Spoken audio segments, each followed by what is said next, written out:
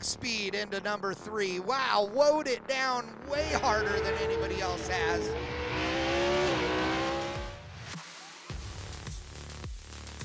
Looking good as he dives down into the final Chicago box, up into turn number 4, diving it down, heading for the finish line, hard on the throttle.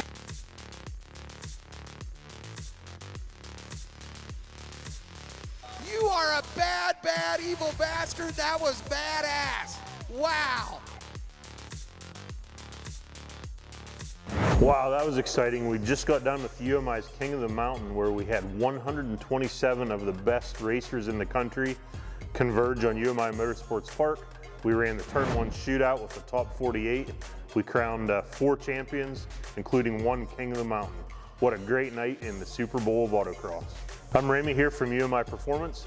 Let's talk about the 48 car Turn 1 shootout. UMI's King of the Mountain was once again presented by Summit Racing Equipment, the World Speed Shop. We appreciate Summit coming on board, supporting the track, and supporting this event. The 48 car shootout was sponsored once again by Turn 1 Steering, the best steering in the business. So a lot of the racers will use Turn 1 steering in the shootout. We appreciate them coming on board. Race director Roger Irvine set up 2 awesome courses, one on Friday and one on Saturday. We took Friday's times and Saturday's best times, added them together to come up with the qualifying order for the Turn 1 shootout. So I would call the first day, Friday's course, a more traditional UMI Motorsports Park course. It was technical, tight, few fast sections, just all the elements that we come to expect at UMI. On Saturday, Roger threw a twist in. We ended up with a long backstretch straightaway with a pivot and then doubled back and then through the middle. So it highlighted braking, big horsepower, of course driving skill. Just the course was unique and threw a lot of curveballs at the drivers, which was pretty cool because we got to mix up the top 12 in each class a little bit by end of day Saturday. Racing under the lights at UMI's King of the Mountain presented by Summit Racing Equipment is an intense experience. All 127 drivers won a shot at making the top 12 in their class, 4 classes for a total of 48 cars in the Turn 1 shootout. A couple stories we'd like to discuss. We have a lot of newcomers in the field this year, and also we have a number of UMI equipped cars and drivers that made it into the shootout and performed extremely well. So first timers, we had Anthony Garrett from the state of Indiana. He made it all the way to the final 2 in early model. Kind of a surprise. It's nice to get to know a guy like that. He was fast from the start, put on a great show. We had Jeffrey Scott. Jeff Scott ran a UMI equipped Grand National for a number of years, really honed those driving skills, hopped in his Uncle Ron's Corvette, and he's been doing great this year, all the way into the Turn 1 shootout. It was really cool to see our buddy Jeffrey Scott II in the shootout.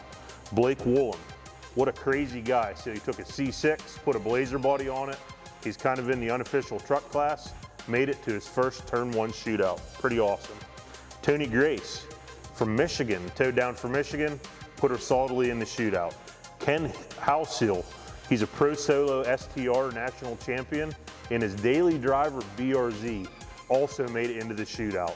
He was pretty amazing. Smooth driver, fast, fun to talk to, really good guy, and we're glad Ken made it. Dennis Booker actually won the Autocross Challenge a month ago, decided to give King of the Mountain a shot, and he did, all the way into the shootout. Kyle Gottschalk was there. He was ripping, made it into the shootout. He's actually never been to the track before, but put it solidly in the shootout. Pretty amazing.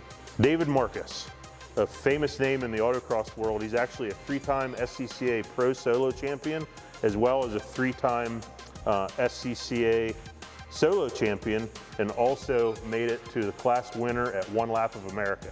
Well-rounded driver, did awesome, made it to the shootout.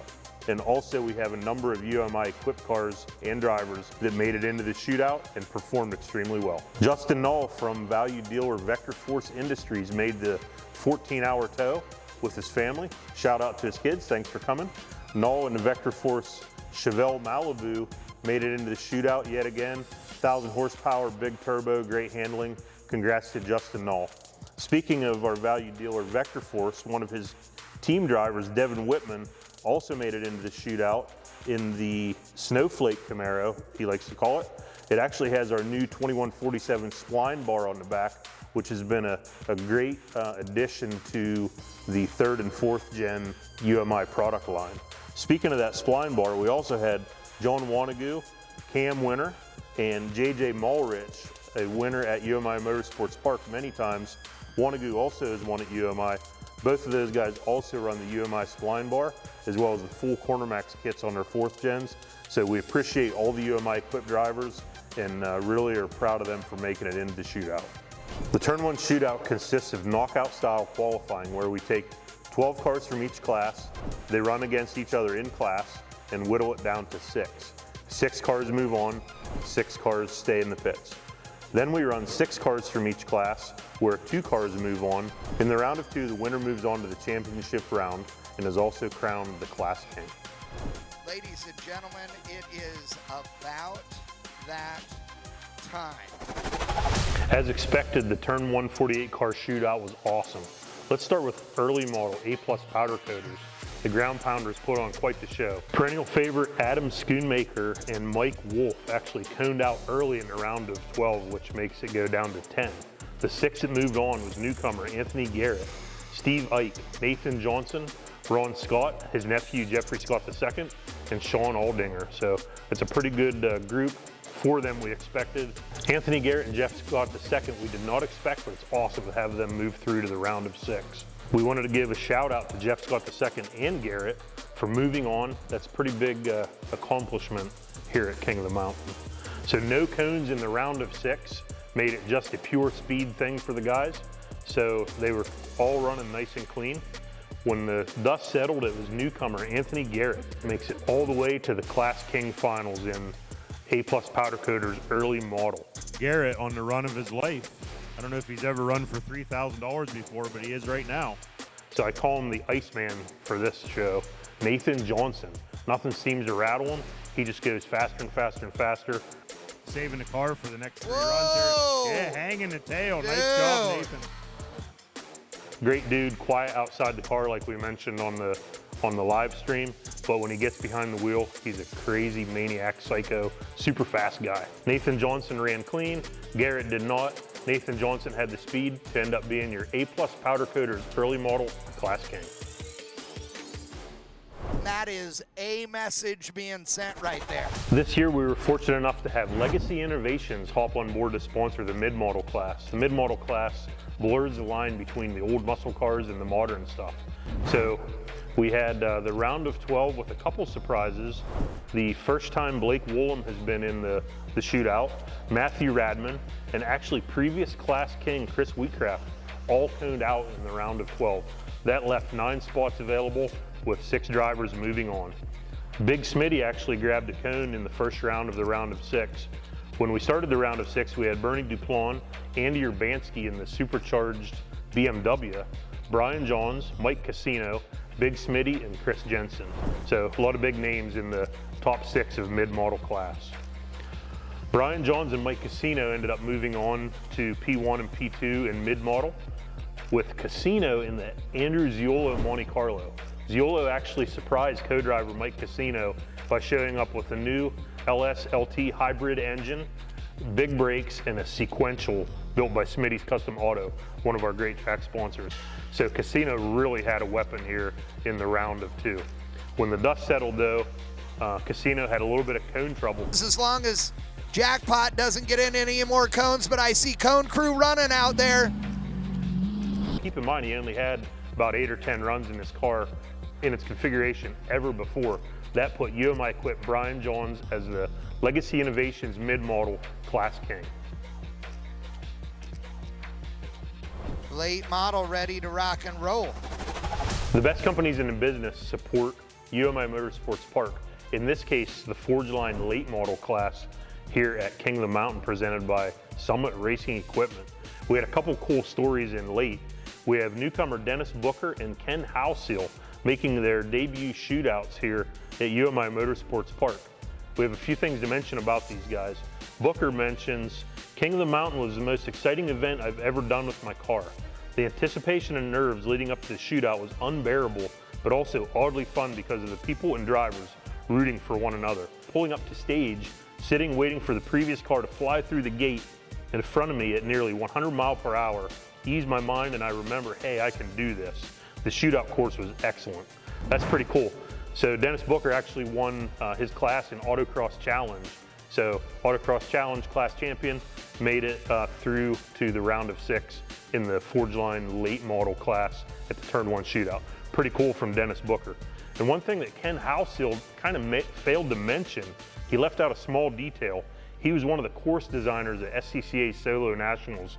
So Ken, no wonder you were flying all weekend in that BRZ. Apparently you know what you're doing. We're looking forward to seeing you again next year. So in Forge Line late model, we had another cool story. Jeremiah Thomas was the only front wheel drive in the shootout. He was actually blazing fast all weekend. Super Dave Schatz was in the shootout again, round of 6. Last year's King of the Mountain, John V. And the prior year, Sam Strano. And then also Ken Halseeld that we talked about a minute ago. And then Ian Stewart. Ian Stewart was fast all weekend, actually had the pole in late model. He got a cone earlier, but was fast enough to move on through to the round of 6. That's some blazing speed if a 2-second penalty still moves you into the next round. So in the round of 6, it was almost all speed except for Dave Schatz who grabbed a cone. So that put Schatz out. When we were all done, Ian Stewart rallied to take P3 in the round of 6, while Strano and John V went head-to-head for the 2nd year in a row for Class King. So Stewart P3, John V and Strano as the 1 and 2 contenders in late model. In the end, John V just barely squeaked out Sam Strano. Here he goes, John Vittenbos through the finish line, hard on the throttle. 54.013. Oh my God, that is a run. We mentioned the best companies in the business, so how about a shout out to After Dark Speed, Ryan Matthews, sponsoring the super late division here at UMI's King of the Mountain. So After Dark Speed, Ryan Matthews, always a contender. We'll talk about him a little bit more later. We ended up with Chris Dressler, Dave Marcus, and Kyle Gottschalk as the first shootout appearances in the round of 12. So Kyle and Marcus, Kyle Gottschalk and Dave Marcus, it's also the first time at UMI Motorsports Park.